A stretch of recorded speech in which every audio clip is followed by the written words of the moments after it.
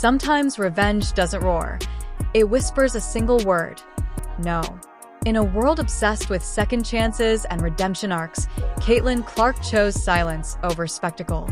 When the legendary Geno Auriemma came back years later with $1 million offer, after once brushing her off as just another hopeful, she didn't rant, didn't brag, didn't gloat. She simply said no. And that one word hit harder than any headline, any dunk, any championship ring. To outsiders, it looked insane. Who turns down 7 figures for a few weeks of basketball? But this wasn't about money. It was about power, the kind you don't have to shout to be heard. For decades, Geno was the gatekeeper of women's basketball, the man whose call could make or break a career. When he ignored young Caitlin during recruitment, that silence shaped her path. Years later, when their roles reversed, she gave that silence back to him, calm, cold, and final. Her decision wasn't fueled by anger. It came from something deeper: dignity. The quiet confidence of someone who built her entire empire from nothing and no longer needed validation from the old guard. Her no didn't just end a negotiation. It ended an era. It was the sound of the torch passing, not by ceremony, but by consequence. And the beauty of it? She didn't throw a single insult. She didn't tweet. She didn't rub it in. She didn't need to.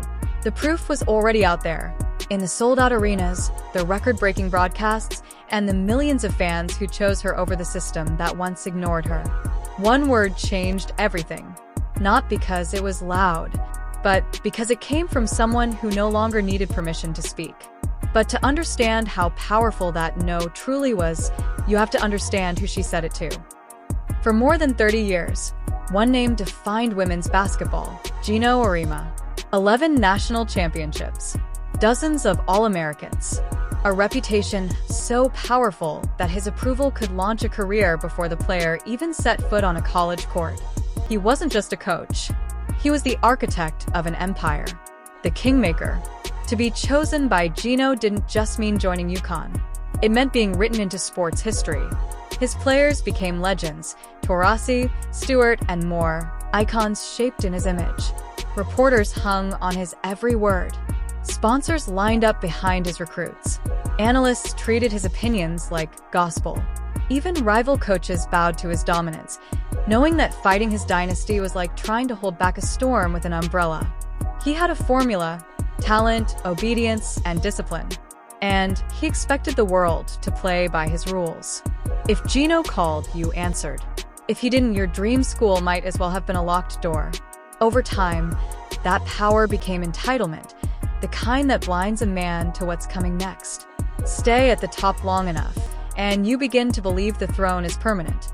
You forget that every golden era eventually ends. Geno wasn't prepared for someone who didn't need his validation, someone who would rewrite the rules he created.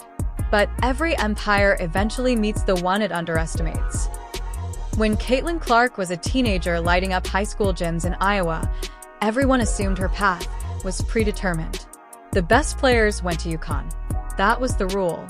She had the stats, the swagger, and the vision. She was supposed to be next in line. But the call never came. No meeting. No offer. Not even a polite email. For the greatest recruiter the sport had ever seen, Geno's silence was deafening.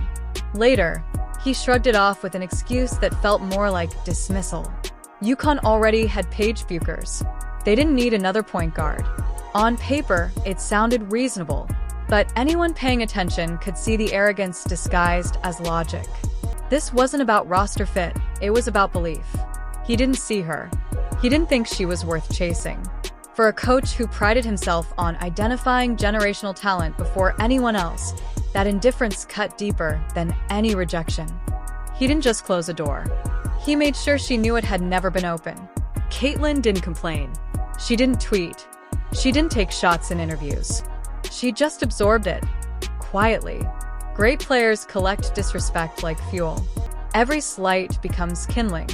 Every doubt becomes fire. She didn't need revenge. Not yet.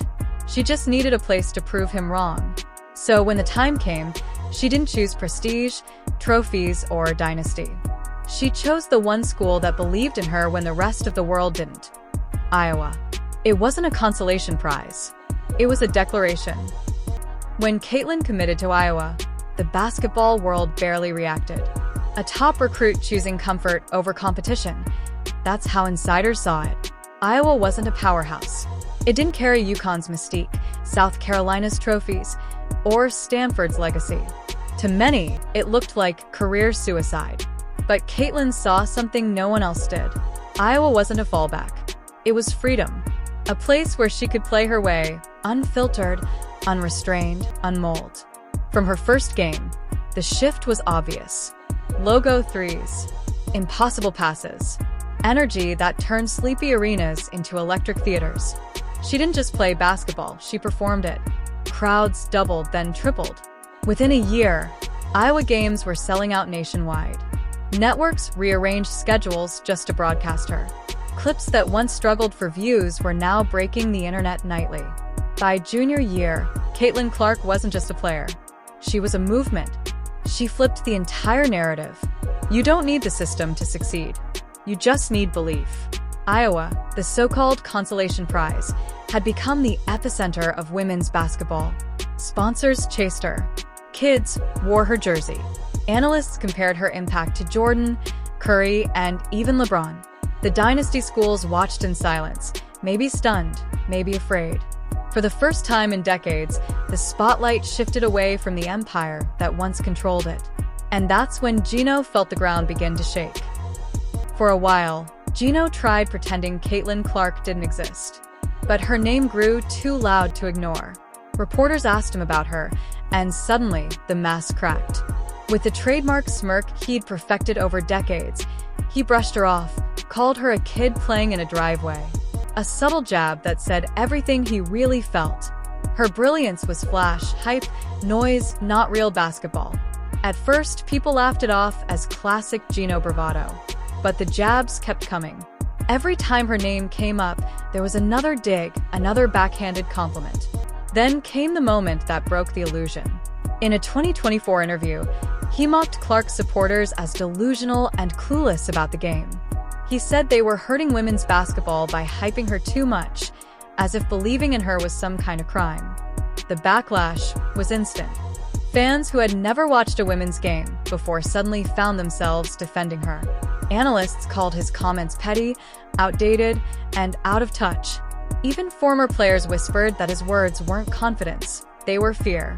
The sport was changing faster than he could control. Because here's what he missed. Clark's rise wasn't just about basketball. It was cultural. Families, kids, and entire cities are connected to her.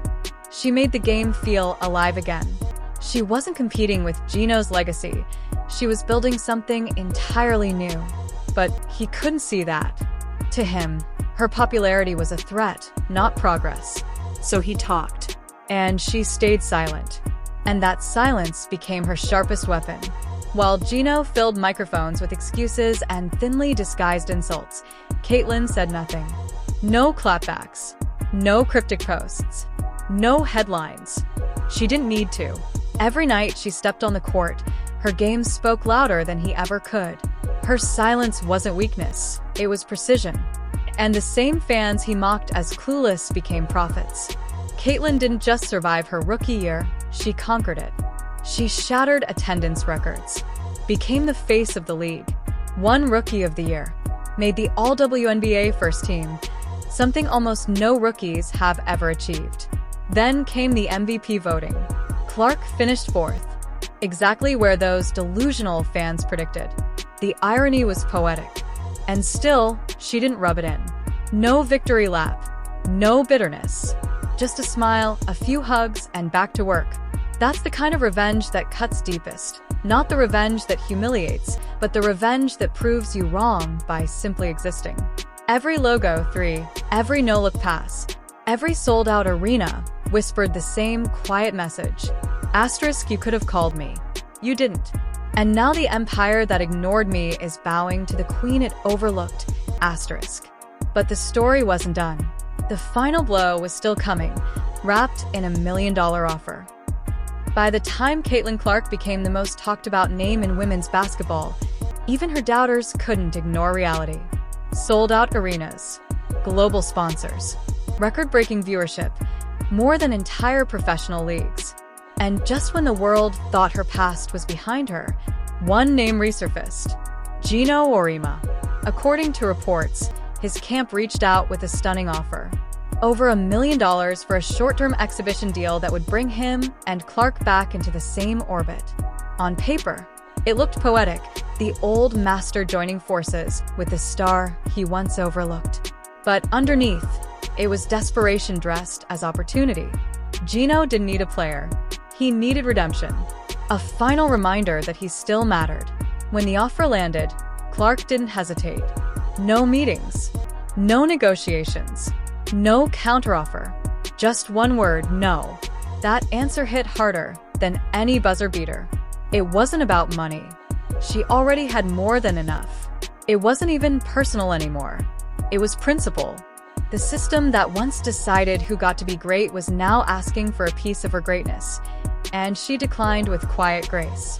In that moment, every power dynamic flipped.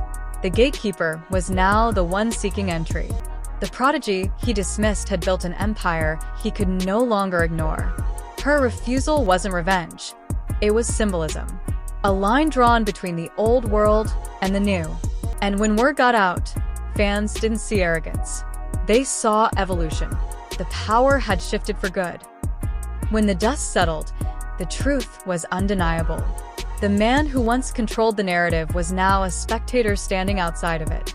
Geno Auriemma spent a lifetime building the rules of women's basketball, and Caitlin Clark rewrote them without asking permission. He used to command the spotlight. Now he stood in its shadow. For decades, players waited for his validation, for that UConn call that meant they had arrived. But Clark proved the game no longer revolved around approval. It revolved around performance, connection, and authenticity, things no institution could monopolize. She didn't climb his ladder. She built her own. And in doing so, she opened the door for every young player who would come after her. It wasn't just a shift. It was a reset. The fans had become part of the movement.